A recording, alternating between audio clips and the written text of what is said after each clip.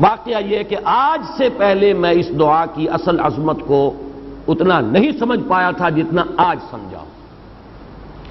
یہ جو عظیم دعا ہے جس میں اتنی لجاجت، اتنی ہیوملٹی حضور نے اختیار کی ہے جس سے آگا کے سوال نہیں ہے. اللہم انی عبدک وابن عبدک وابن امتک.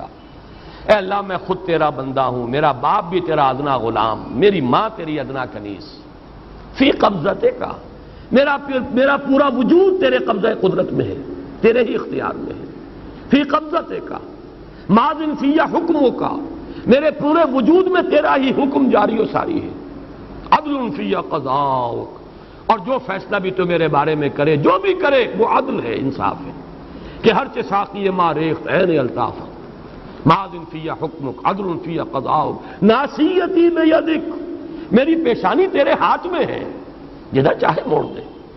یہ جو اپنی نفی ہے، نفی اس اعتبار سے بھی اپنی انانیت کی نفی، انی عبدک وابن عبدک وابن امتک، پھر اپنے وجود کی نفی، اپنی مرضی کی نفی، اپنے اختیار کی نفی. فی قبضتک ماضٍ فی حکمک ناصیتی بیدک عدل فی قضاؤک.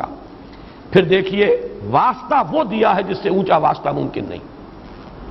اسألوک بکل اسم ہو لک، قرآن مجید میں آیا نا، فدوہ بہا وللہ الاسماء الحسنی فدوہ بہا. اچھے نام اللہ کے ہیں، اس کو پکارا کرو ان ناموں کے حوالے سے. اب نام کہاں سے جمع کریں سارے؟ ایک میں اسألوک بکل اسم ہو لک، جو بھی تیرے نام ہیں، سمیت بہ نفسک، جن سے تو نے خود اپنے آپ کو موسوم کیا، او علمتہ احدا من خلقک، یا تو نے اپنی مخلوق میں سے کسی کو وہ نام سکھایا، او انزلتہ فی کتابک، یا وہ نام تو نے اپنی کسی کتاب میں نازل کیا، اب استاثرت بہ فی مکنون الغیب عندک، یا اس کو تو نے خود اپنے خزانہ غیب میں محفوظ رکھا ہوا ہے. تیرے وہ نام بھی ہیں جو تو نے کسی کو ابھی سکھائے ہی نہیں، تو نے اپنی کتاب میں کسی میں نازل ہی نہیں کیے. وہ تو تیرے خاص خزانے کے اندر وہ ابھی در مکنون ہے، وہ ابھی تیرے پاس موجود ہے. یہ اس سے بڑا اب واسطہ کیا ہوگا؟ مانگا کیا ہے ذرا غور کیجئے. ان تجعل القرآن ربیع قلبی ونور صدری وجلاء حزنی وذہاب ہمی وغمی. استدعا میں یہ کر رہا ہوں پروردگار، اس قرآن کو میرے دل کی بہار بنا دے، میرے دل کا نور بنا دے. نور صدری، ان تجعل القرآن ربیع قلبی، میرے دل کی بہار، ونور صدری، میرے سینے کا نور، وجلاء حزنی، یہ حزن جو جس سے کہ محمد دوچار ہے صلی اللہ علیہ وسلم، یہ وہ کیفیت جو ہے قبض کی، اس کو دور کرنے کا ذریعہ بنا دے اس قرآن کو. جلاء حزنی وذہاب ہمی وغمی، اور میرے ہموم، میرے تفکرات، میرے غموں کو دور کرنے کا ذریعہ بنا دے. یہ عظیم دعا آج سورۃ الضحیٰ پر غور و فکر کرتے ہوئے، ویسے تو میں تقریباً 30 برس سے اس دعا کا مبلغ ہوں، اس لیے کہ جب میں نے یہاں کام شروع کیا تھا لاہور میں، جو تقریریں کی تھی مسلمانوں پر قرآن مجید کے حقوق کے نام سے جو شائع شدہ ہیں، اس پمفلٹ کے آخر میں نے یہ دعا درج کی ہے. یہ اصل میں کچھ مختلف احادیث میں ٹکڑے آئے ہیں، کہیں کوئی ایک ٹکڑا کم ہے، کہیں دوسرا کم ہے.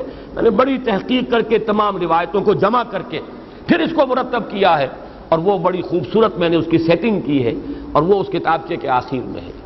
اللہم انی عبدک وابن عبدک وابن امتک فی قبضتک ناصیتی بیدک ماضٍ فی حکمک عدل فی قضاؤک اسألک بکل اسم ہو لک سمیت بہ نفسک او علمتہ احدا من خلقک او انزلتہ فی کتابک او استاثرت بہ فی مکنون الغیب عندک ان تجعل القرآن ربیع قلبی ونور صدری وجلاء حزنی وذہاب ہمی وغمی. یہ وہ کیفیت ہے، اور وہ قرآن جو اس کیفیت میں سب سے زیادہ پر تاثیر ہے وہ یہ قرآن ہے، ان دو صورتوں پر مشتمل قرآن، سورۃ الضحیٰ، سورۃ الانشراح. والضحیٰ واللیل اذا سجا ما ودعک ربک وما قلی وللآخرۃ خیر لک من الاولی ولسوف یعطیک ربک فترضی الم یجدک یتیما فآوی ووجدک ضالا فہدی ووجدک عائلا فاغنی.